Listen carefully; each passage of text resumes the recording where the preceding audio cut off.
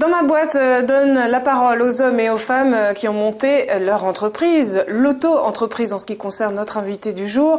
Preuve qu'il existe des coachs maintenant pour à peu près tout. Il est coach en orthographe. Bonjour à vous, Denis Hugo. Bonjour. Alors l'idée c'est quoi? C'est qu'on est tellement nul en orthographe qu'il y a un business de la correction? L'idée, c'est d'assister en fait tous ceux qui peuvent rencontrer le besoin dans ce domaine, que ce soit par oral, avec le coaching en orthographe, ou alors par écrit, et donc je peux corriger tout type de documents. Alors je croyais qu'il y avait des correcteurs automatiques sur ordinateur, et donc on n'avait plus besoin de correcteurs en chair et en os, quoi. Alors les correcteurs automatiques logiciels, ça existe, je les connais. Malheureusement, le résultat est assez faible, puisque ça corrige, on va dire, entre 20 et 30% des fautes. Et encore, en vous posant la question, donc si vous n'avez pas les compétences pour bien analyser ce que vous dit le correcteur automatique, vous êtes souvent dans la difficulté pour prendre une décision. Et donc, ça marche? Qui fait appel à vous? En fait, tout le monde. Tout le monde, aussi bien le particulier que le professionnel. Ça va du CV au roman, en passant par la lettre d'amour, pourquoi pas. Oui, avec des fautes, ça le fait pas. Des revues, etc.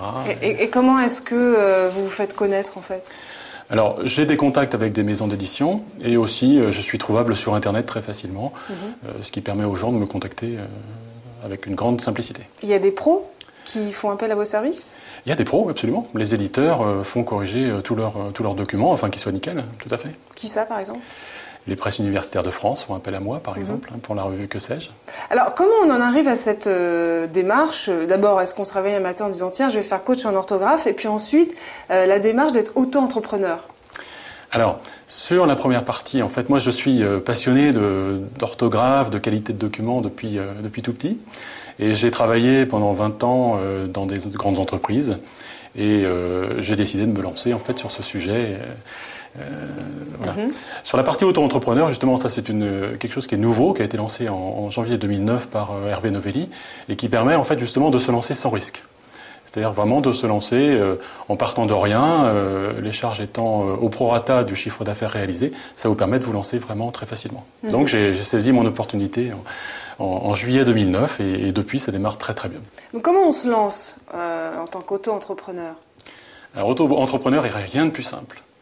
Alors, le plus dur, c'est de trouver l'idée et de dire « je me lance ». Mais après, une fois que vous avez tout ça, quelques clics sur le site officiel de l'auto-entrepreneur et c'est fait.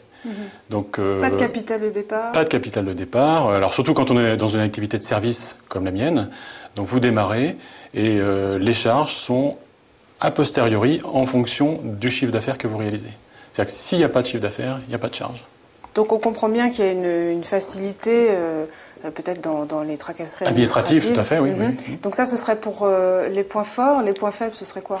Les points faibles, c'est éventuellement les limites financières, parce qu'au-delà d'un certain seuil, vous êtes obligé de passer dans le statut classique de l'entreprise. Au-delà d'un certain seuil de chiffre d'affaires, tout à fait, oui. D'accord.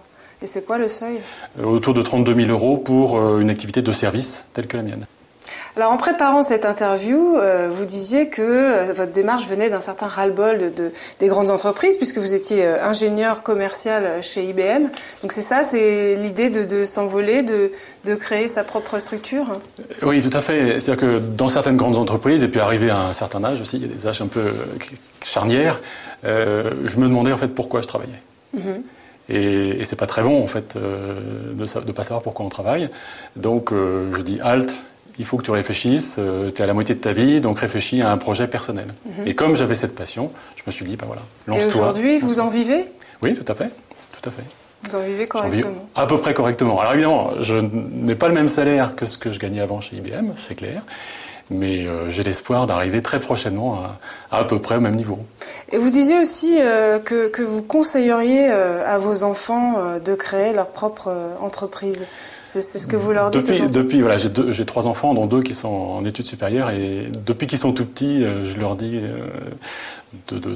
si possible, s'ils ont la possibilité de se créer leur propre job, d'entreprendre, de créer, d'innover.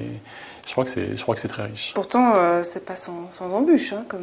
La plupart des parents diraient plutôt trouve-toi un travail qui soit stable, qui soit pas. C'est une philosophie, ça dépend, oui, tout à fait. Mais vous dites l'entrepreneuriat, c'est là qu'on qu'on s'éclate en fait. Ben, c'est-à-dire que quand on est son propre patron, oui, on considère qu'on ne compte pas ses heures, on travaille vraiment avec plaisir. Et je crois que c'est Confucius qui disait trouve-toi un travail qui te plaît et tu ne travailleras aucun jour de ta vie, je crois. Enfin, c'est une formule comme ça. Ben, ce sera le mot de la fin. Merci beaucoup, Merci. Denis Hugo. On se retrouve très prochainement pour une autre rencontre dans ma boîte.